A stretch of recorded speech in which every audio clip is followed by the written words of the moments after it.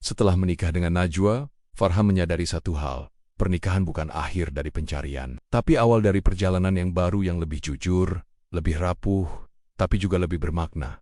Hari-hari pertama mereka diisi dengan kebahagiaan sederhana. Mereka tinggal di rumah kontrakan kecil yang cat temboknya mulai mengelupas, dengan suara kran bocor yang jadi latar malam hari. Tapi di sanalah Farhan merasa benar-benar hidup. Najwa, dengan kesederhanaannya, membuat setiap ruang jadi hangat. Ia suka bernyanyi kecil sambil memasak, menggoda Farhan dengan tawa manja di pagi hari, atau sekadar memeluk dari belakang saat Farhan membaca buku tua warisan ayahnya. Mereka tak punya banyak, tapi punya cukup untuk merasa bersyukur. Kalau nanti kita punya anak, kamu mau dia seperti siapa? Tanya Najwa suatu malam, saat mereka berdua duduk di teras rumah, menyeruput teh hangat. Seperti kamu Najwaku, jawab Farhan, lembut, sabar, dan tidak pernah menyerah pada hidup. Najwa tertawa kecil, pipinya memerah, tapi saat itu juga, ia menggenggam tangan Farhan lebih erat. Seolah ada rasa takut yang diam-diam ikut duduk di antara mereka.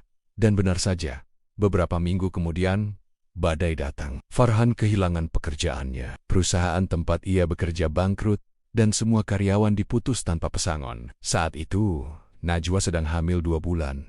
Mereka mencoba tetap tenang. Farhan mengantar lamaran ke sana-sini. Najwa menjahit baju dari pesanan tetangga. Tetapi perlahan, tabungan yang sudah mereka simpan sejak sebelum menikah mulai menipis.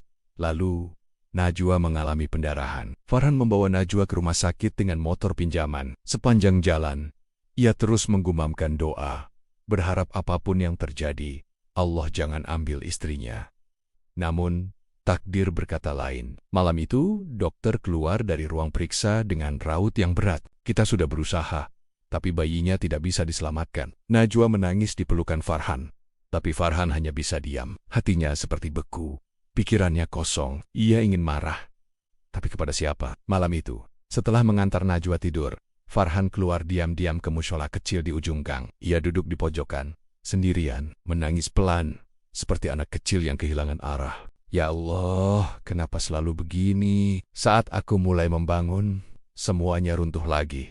Aku cuma ingin hidup tenang. Kenapa begitu sulit? Lalu tiba-tiba, sebuah tangan menyentuh bahunya.